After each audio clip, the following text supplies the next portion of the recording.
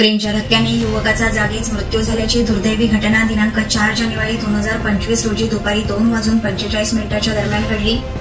युवकाच्या मृत्यूच्या घटनेने त्याचे गाव मांडवा परिसरात शोककळा पसरली आहे। नारायण माधव कापसे राहणार मांडवा असे मृतकाचे नाव आहे। संतोष नामा कापसे चुलत भाऊ यांनी दिलेल्या फिर्यादीवरून क्रेन वाहन चालक चंदन महाराज यादव वय 23 राहणार कोकीपटी यूपी यांना ताब्यात घेतले आहे। त्यांच्या विरोधात वसंतनगर पोलीस ठाण्यामध्ये गुन्हा दाखल करण्यात आला आहे। प्राप्त माहितीनुसार नारायण कापसे हा शासकीय कामासाठी छत्रपती शिवाजी महाराज चौकातून पंचायत समिती कार्यालयाकडे पायी जात होता। पाठीमागून येत असलेल्या क्रेन वाहनाचा जबर मार लागल्यामुळे तो जमिनीवर पडला।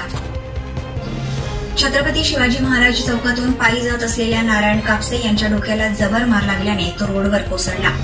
अशातच पाठीमागून सफारी कार MH12 UH 5551 आली।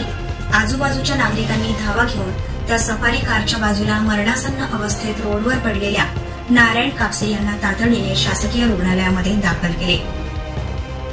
रुग्णालयातील डॉक्टरांनी तपासणी करताच त्यांना मृत घोषित केले। हा नारायण यांच्या पश्चात पत्नी एक मुलगा असा परिवार आहे। नारायण कापसे यांच्या आकस्मिक मृत्यूमुळे त्यांचे गाव मांडवा येथील नागरिक हळहळ व्यक्त करीत आहेत। गावामध्ये शोककळा पसरली आहे। वाहन चालकावर गुन्हा नोंद करण्यात आला आहे। पुढील कारवाई वसंतनगर पोलीस करीत आहे।